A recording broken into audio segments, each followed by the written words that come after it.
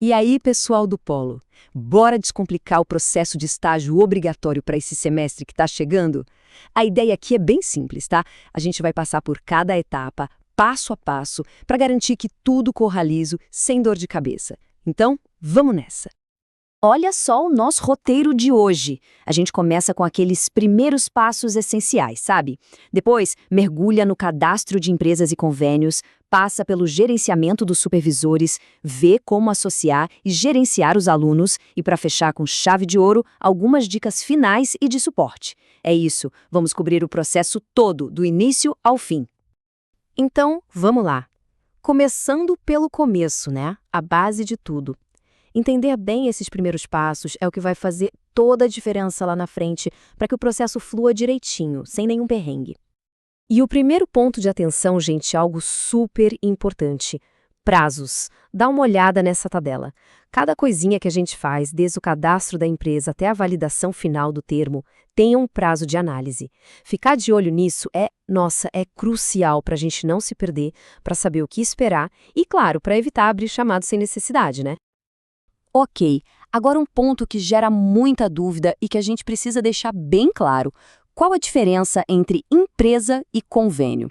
Pensa assim, a empresa é o lugar, o campo de estágio onde o aluno vai atuar. Isso vale para todo mundo. Já o convênio é outra história.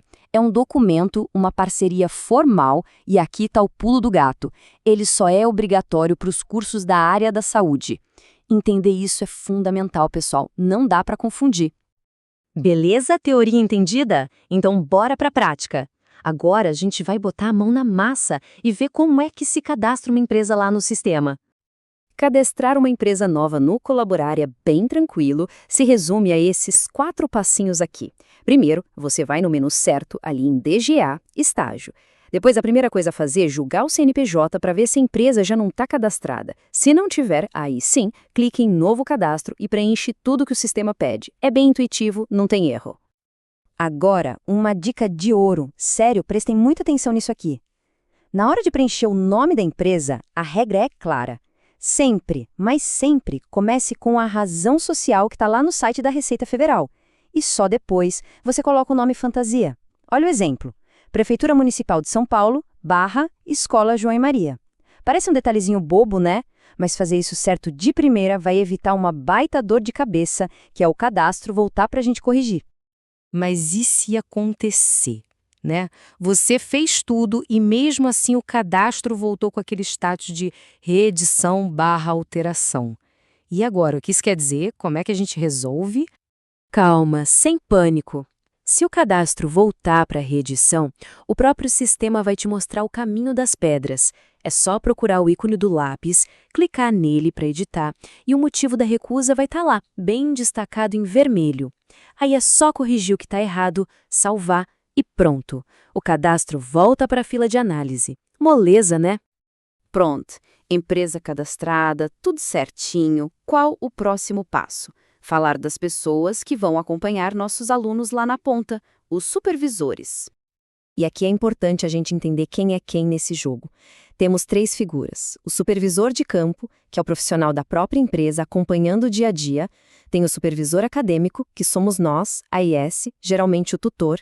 E tem o preceptor, que é um caso bem específico, um profissional que a IS contrata para supervisionar a galera da área da saúde. Saber essa diferença é chave para não errar no cadastro. Ok, cadastrou um supervisor no sistema? Ótimo. Agora a gente precisa ligar ele à empresa. E é super simples. Você acha o nome dele na lista e clica no botão associar. Só isso. Opa, atenção aqui. Um detalhe que pega muita gente. Na hora de associar o supervisor à empresa, tem um campo de carga horária semanal. Esse número precisa ser de no mínimo 10 horas. Se colocar menos, o sistema não deixa passar. É uma coisinha pequena, mas que trava tudo se a gente não prestar atenção. Beleza, já temos a empresa, já temos o supervisor. Tá faltando o quê? A peça principal do nosso quebra-cabeça, o aluno. Bora conectar todo mundo? Gente, essa tabela aqui é para imprimir e colar na parede. Sério. Ela mostra o número máximo de alunos que um supervisor pode ter, e isso varia de curso para curso. E olha, esses números não saíram do nada, tá? Eles vêm direto dos conselhos profissionais de cada área. É uma regra para garantir uma supervisão de qualidade. Então, a gente precisa seguir isso à risca. Uma vez que a associação do aluno está feita no sistema, o nosso papel muda um pouco. Agora, a gente vira o guia do aluno. É nossa responsabilidade orientar para ele preencher a vigência e a carga horária lá no AVA, garantir que ele, de jeito nenhum, comece o estágio sem o termo de compromisso assinado, ficar de olho nos prazos para ele não se prejudicar e, claro, reforçar que ele precisa guardar essa papelada toda por pelo menos 5 anos. E aí surge aquela dúvida: quando eu devo cancelar e quando eu devo reeditar o cadastro de um aluno? A regra é bem clara, olha só. Cancelar é a opção nuclear, sabe? A gente só usa em último caso quando o aluno vai mudar de empresa e começar tudo do zero.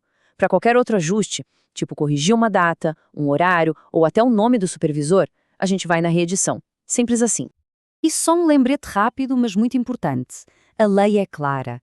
Somando todos os estágios de um aluno, obrigatório e não obrigatório, a carga horária semanal não pode, de jeito nenhum, passar de 30 horas. Fiquem ligados nisso. Chegamos na parte final.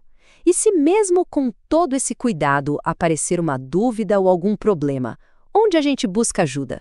Vamos ver agora como conseguir suporte do jeito certo para resolver as coisas rapidinho. O segredo para ter uma resposta rápida lá no ServiceNow é um só: usar o filtro correto. Pensa nessa tabela como um atalho. Se a dúvida é sobre o termo de compromisso, o caminho é esse aqui. Se o problema é com o cadastro da empresa, o caminho é esse outro. Acertar o filtro de primeira significa que o seu chamado vai direto para a equipe que resolve, sem ficar pingando de um lado para o outro. Isso economiza um tempo precioso. No final das contas, pessoal, todo esse nosso trabalho, cada cadastro feito com atenção, cada prazo cumprido, tudo isso tem um propósito maior: garantir que o nosso aluno tenha uma experiência de estágio incrível e, claro, totalmente segura do ponto de vista legal. O nosso trampo aqui nos bastidores é o que faz a diferença lá na ponta para eles. Então é isso. Seguindo esse roteiro, eu não tenho dúvida de que a gente vai conseguir, juntos, fazer o processo de estágio desse semestre rodar lisinho e ser um sucesso para todo mundo. Conto com a colaboração de todos. Vamos nessa!